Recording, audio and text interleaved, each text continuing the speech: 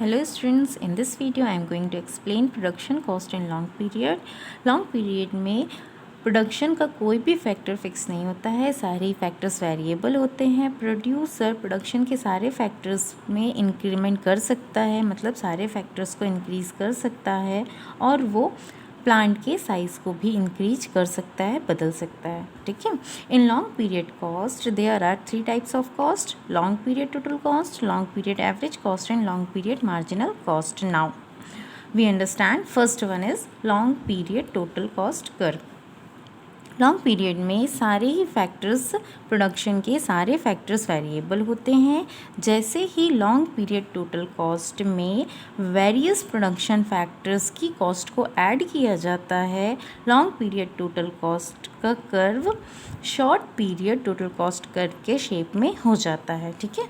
In figure 15 इस figure में हम देख सकते हैं, ए फिगर है शॉर्ट पीरियड टोटल कॉस्ट का और बी फिगर है लॉन्ग पीरियड टोटल कॉस्ट का। तो हम इस फिगर में देखते हैं कि short run total cost Y axis पर किसी भी पॉइंट से ओरिजिन हो सकती है, शुरू हो सकती है, लेकिन लॉन्ग रन में टोटल कॉस्ट हमेशा ओरिजिन से ही स्टार्ट होगी। ऐसा इसलिए होता है क्योंकि शॉर्ट रन में टोटल कॉस्ट कभी भी ज़ीरो नहीं हो सकती, भले ही प्रोडक्शन ज़ीरो लेवल पर हो, लेकिन लॉन्ग रन में टोटल कॉस्ट ज़ीरो हो सकती है जब प्रोडक्शन ज़ीरो लेवल पर होगा, है ना। क्योंकि लॉन्ग पीरियड में फैक्टर्स, सारे प्रोडक्शन के फैक्टर्स वेरिएबल होते हैं। ठीक है। Now long period average cost curve LAC।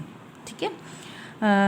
जब हम लॉन्ग पीरियड टोटल कॉस्ट को क्वांटिटी से डिवाइड कर देते हैं तो हमें मिलता है लॉन्ग पीरियड एवरेज कॉस्ट। यहाँ पे LAC means long period average cost और Q equals to production quantity. ठीक है। Now third is long period marginal cost curve LMC। Long period में आउटपुट की एक एडिशनल यूनिट के प्रोडक्शन की कॉस्ट को जब हम टोटल कॉस्ट में जोड़ देते हैं तो हमें LMC ऑब्टेन होती है, लॉन्ग पीरियड मार्जिनल कॉस्ट मिलती है। ठीक है। अब हम रिलेशनशिप देखते हैं LAC और LMC में। ठीक है। तो जैसा रिलेशन LAC और MC के बीच में होता है शॉर्ट पीरियड में, लॉन्ग पीरियड में LAC और LMC के बीच में सेम होता है। ठीक है। और हम इसको समझ सकते हैं कैसे। Now first point is when LAC falls LMC is less than AC। जब LAC फॉल हो रही होती है तब LMC भी फॉल हो रही होती है। तब इस कंडीशन में क्या होता है, LMC लेस देन होती है LAC से।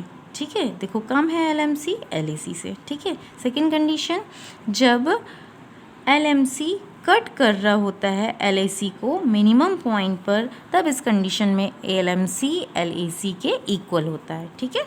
Now third condition, when LAC rises, जब LAC राइज हो रहा होता है तब LMC उससे ज़्यादा स्पीड से राइज हो रहा होता है, तब इस कंडीशन में LMC is greater than LAC। ठीक है। तो शॉर्ट पीरियड में AC और MC के बीच में जो रिलेशन होता है, लॉन्ग पीरियड में LAC और LMC के बीच में सेम रिलेशन होता है। I hope you guys understand. Thank you.